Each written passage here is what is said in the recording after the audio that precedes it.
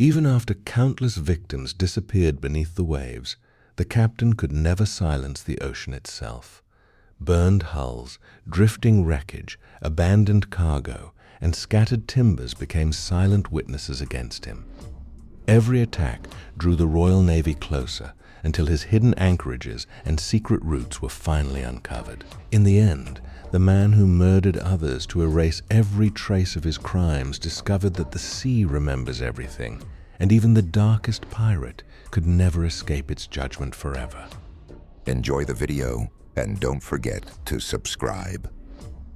Trace your finger along the map from Nassau toward the Windward Passage and picture the year 1719 as the smell of rotting oak, boiling pine tar, damp hemp rigging, stale bilge water, sulfur lingering from recently fired cannon, and salt carried by a humid Caribbean wind drifted across dark green water beneath towering storm clouds while snapping canvas echoed through every shroud and stay. Few terrors of the Golden Age of Piracy inspired greater fear than a captain who refused to leave witnesses alive, because every survivor represented testimony that could identify a ship, its commander, its crew, its preferred hunting grounds, and the hidden anchorages where stolen cargo disappeared beneath layers of secrecy. During these violent years, the Atlantic became a network of floating rumors connected by frightened merchant captains whose sworn depositions allowed admiralty courts to issue warrants and Royal Navy squadrons to narrow their search.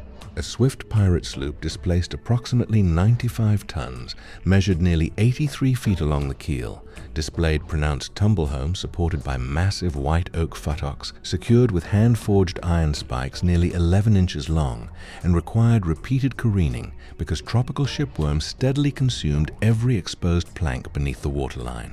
Oakum hammered deep into every seam expanded after absorbing seawater before repeated coatings of boiling pine tar created a flexible waterproof barrier capable of surviving months beneath relentless tropical heat. Every surviving witness threatened that carefully maintained machine of violence more than an entire broadside of enemy cannon, because memory itself could become the deadliest weapon in the Caribbean.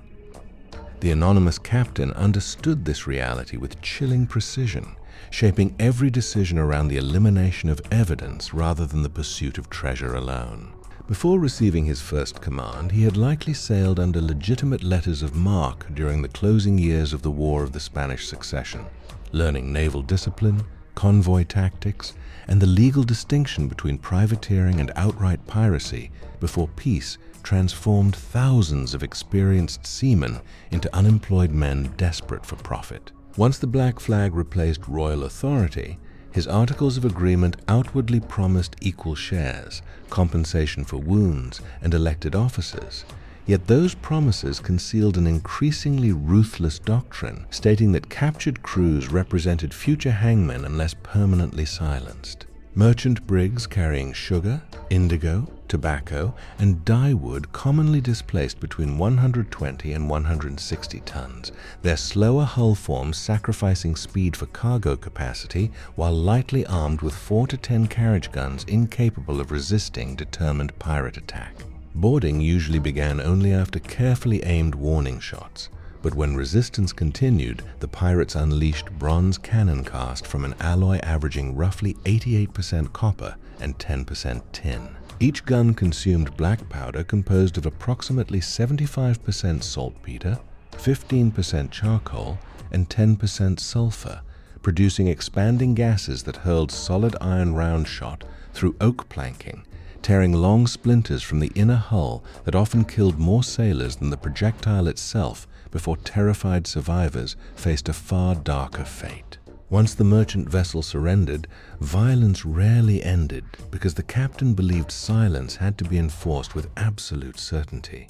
Prisoners were assembled along the weather deck beneath swaying yards blackened by tar, while armed pirates searched every pocket for letters, navigation charts, logbooks, and personal journals capable of revealing names or descriptions. Ship's papers identifying cargo owners, ports of departure, insurance records, and customs seals were thrown into iron braziers until parchment curled into black ash carried away by the wind. Even carved nameboards fixed across the stern were hacked apart with broad axes before valuable timbers were burned. Experienced navigators among the prisoners were questioned about convoy schedules, naval patrol routes, hidden shoals, prevailing currents, and fresh water sources.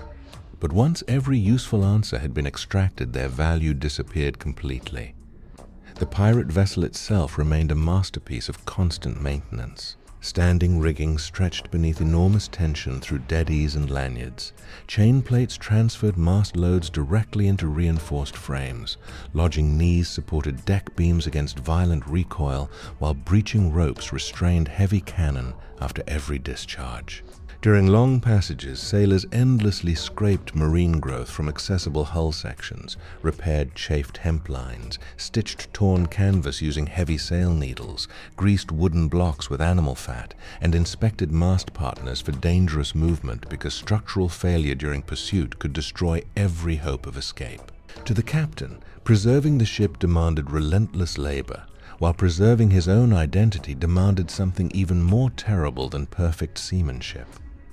The killings themselves were calculated rather than chaotic, reflecting a man convinced that fear and anonymity formed the strongest armor a pirate could possess. Survivors later reconstructed fragments only from abandoned wrecks, drifting debris, and empty vessels discovered miles from the attacks, because almost nobody remained alive to describe what had happened aboard. After valuables had been transferred by longboat, casks of powder, coils of rope, spare sailcloth, navigational instruments, barrels of salted provisions, and iron tools were carefully loaded into the pirate sloop before the captured ship was inspected from keelson to quarterdeck for anything useful. Pumps, capstan bars, spare spars, anchors weighing more than a ton, and even hand-forged hinges could be salvaged if time permitted. When destruction became necessary, slow matches ignited carefully placed powder charges beneath the afterhold where flames would spread through pitch, tar, oak timbers, and dry cordage before reaching the magazine. Heat forced moisture from the wood fibers until expanding gases burst through planking, collapsing decks into the glowing interior while mast sections crashed across the burning hull. If scuttling proved safer than fire, augers bored openings beneath the waterline after seacocks and pumps were disabled, allowing the Atlantic to pour steadily into the cargo spaces. Within hours, only floating hatch covers, broken yards, shattered casks, and scattered wreckage remained, leaving investigators with almost nothing capable of identifying either the victims or the men responsible.